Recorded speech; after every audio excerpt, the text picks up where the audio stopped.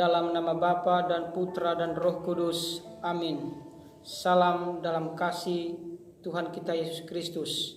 Kembali lagi bersama saya, Frater Wandelinus Gleko, dalam permenungan harian Sabtu, tanggal 3 Oktober 2020. Tema permenungan selalu mengandalkan Tuhan, diambil dari Injil Lukas pasal 10 ayat 17 sampai 24. Dalam kehidupan sosial, kita tidak dapat berdiri sendiri tanpa orang lain, atau kita tidak mampu mengerjakan sebuah misi yang besar di dunia ini tanpa bantuan dan campur tangan dari Tuhan.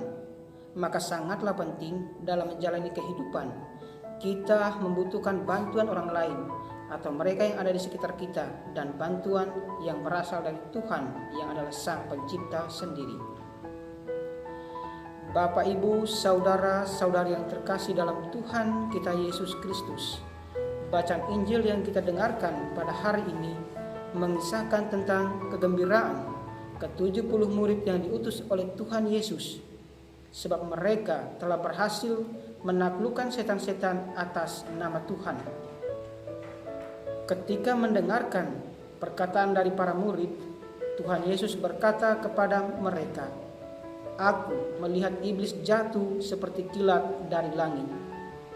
Dengan keberhasilan dalam misi perutusan tersebut, para murid takjub dan sangat bahagia.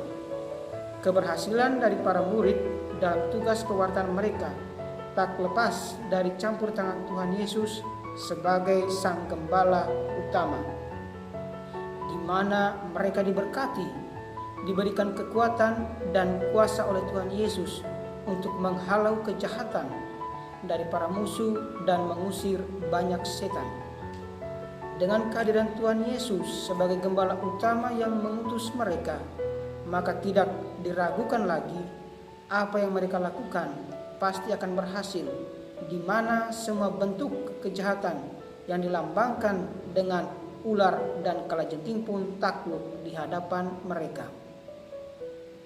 Namun, dilihat dari sikap kegembiraan mereka atas keberhasilan tersebut, dapat disimpulkan bahwa dalam diri para murid menampilkan sikap sombong dan berbangga diri terhadap apa yang mereka lakukan dalam tugas perutusan mereka.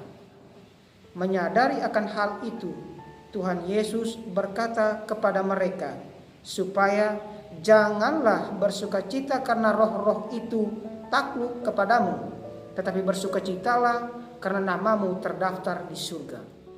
Bapak, Ibu, saudara-saudari yang terkasih dalam Tuhan kita Yesus Kristus, apa yang dikatakan oleh Tuhan Yesus hari ini mau menjelaskan sekaligus menekankan bahwa kita tidak perlu berbangga diri secara berlebihan dan cepat merasa puas atas keberhasilan atau kesuksesan yang kita raih, yang kita peroleh pada hari ini.